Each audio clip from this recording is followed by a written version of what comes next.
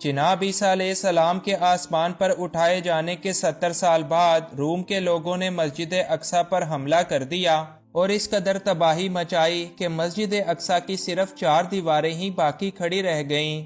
یہودی بھی اس کے بعد کئی 100 سالوں تک نہایت سخت دن گزارتے پوری دنیا میں ذلیل و خوار ہوتے رہے۔ یہ مسجد آخری پیغمبر کے آنے تک اسی طرح رہی جب تک کہ واقعہ معراج پیش نہیں آ گیا۔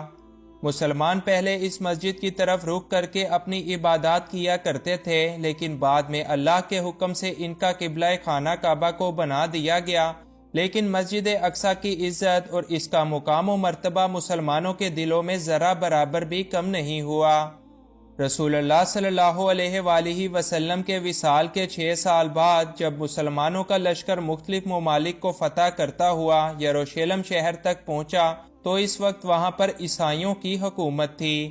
وہ لوگ مسلمانوں کی فوج کو دیکھ کر قلعہ بند ہو گئے اور صلح کے لیے پیغام بھجوایا اور شرط یہ رکھی کہ اگر مسلمانوں کے خلیفہ خود آئیں گے تب ہی یہ صلح طے قرار پائے گی۔ لہٰذا اس وقت کے خلیفہ یعنی حضرت عمر فاروق اس شہر کے تقدس کا خیال کرتے ہوئے خود چل کر آئے اور بیت المقدس کے حکمران عیسائیوں کے ساتھ معاہدہ کر کے ان کو یہ امان نامہ دیا اور اس شہر کے اندر امن و امان کو ایسے ہی قائم رکھا۔ اس معاہدے کے بعد حضرت عمر بیت المقدس کے اندر داخل ہوئے اور یہاں پر 2 رکعت نماز ادا کی اور پھر یہاں ایک مسجد بنوانے کا حکم دیا جو کہ اس سے پہلے منہدم اور صرف مٹی کا ایک ڈھیر بن چکی تھی۔ لہٰذا بنو امیہ کے ایک خلیفہ جس کا نام عبد الملک بن مروان تھا، اس نے خلیفہ کے حکم پر مسجد کو دوبارہ سے بنوانے کا کام شروع کیا۔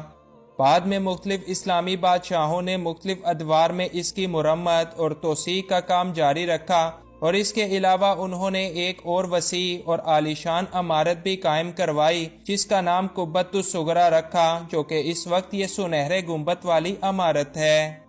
سال 1099 میں عیسائیوں کی صلیبی افواج نے اس مسجد پر حملہ کر کے اس پر قبضہ کر لیا اور مسلمانوں کو یہاں سے قتل کر کے بھگا دیا، جس کے بعد نور الدین زنگی بادشاہ نے مسجد اقصی کو واپس لینے کے لیے مہم کا آغاز کیا، لیکن وہ اپنی زندگی کے اندر ایسا نہیں کر سکے۔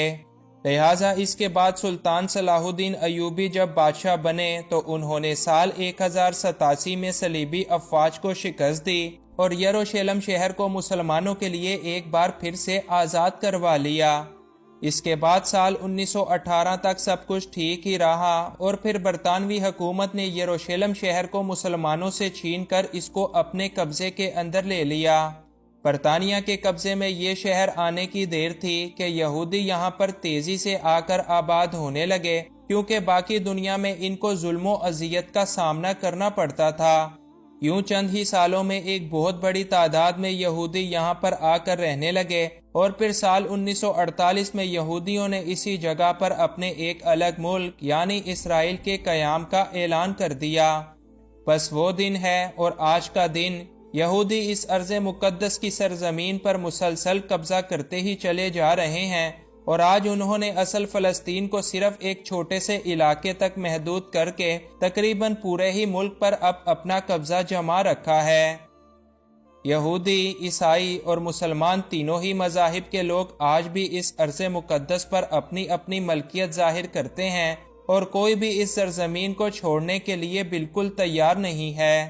اور یہی وجہ ہے کہ اس ارض مقدس کو لے کر لڑائی جھگڑے اور تباہیاں کسی بھی صورت رکنے کا نام نہیں لے رہی۔